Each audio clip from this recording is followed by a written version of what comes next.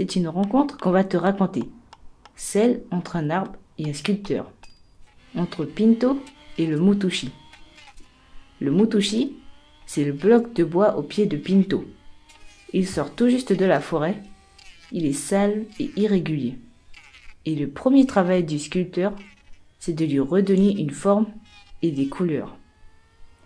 À l'aide de ses outils, la hache et la raboteuse, le sculpteur va commencer à le dégrossir en enlevant la couche externe du bloc de bois.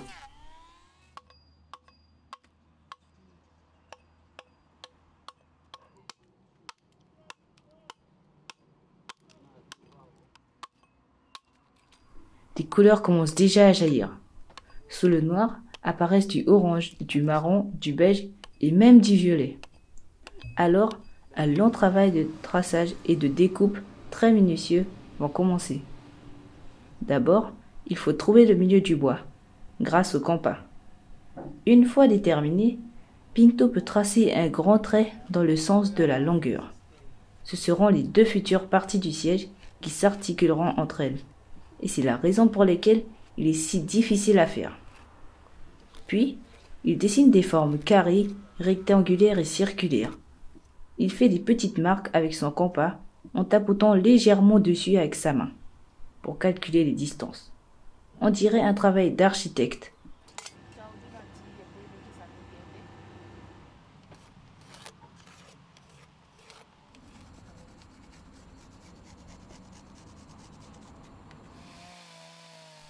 Avec la tronçonneuse, il peut commencer à ouvrir le siège en le coupant dans le sens de la longueur. Il faut être très précis. S'il ne tient pas fermement la tronçonneuse et qu'elle glisse, c'est tout son travail qui aura été inutile.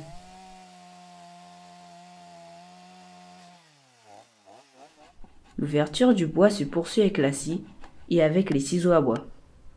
Grâce à eux, le sculpteur peut enlever des parties au centre pour que la pièce puisse s'ouvrir.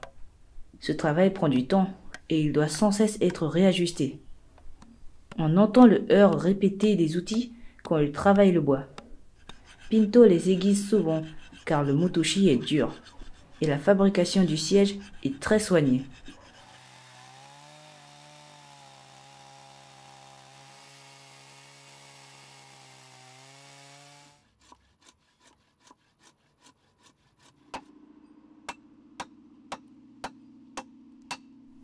Les couleurs apparaissent de plus en plus belles.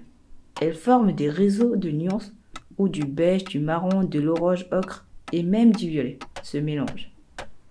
Elles font des petits dessins envoûtants.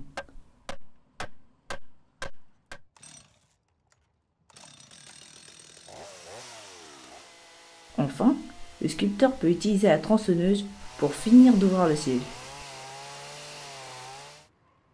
Il se déploie comme une fleur, alors qu'il s'agissait au début d'un simple bloc de bois.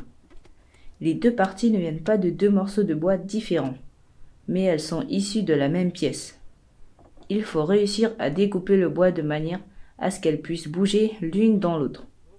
Reste encore à enlever patiemment des parties supplémentaires pour qu'ils puissent s'ouvrir plus facilement, sans forcer. C'est là où nous avons réalisé à quel point il fallait être précis.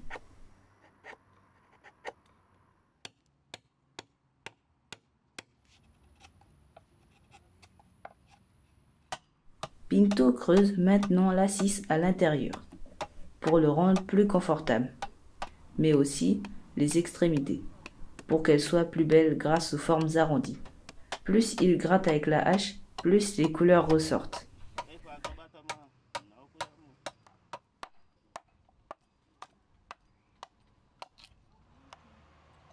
Le siège est presque fini. Reste à le poncer et à l'enduire de cire. C'est la dernière étape, mais le ponçage prend plus d'1 heure.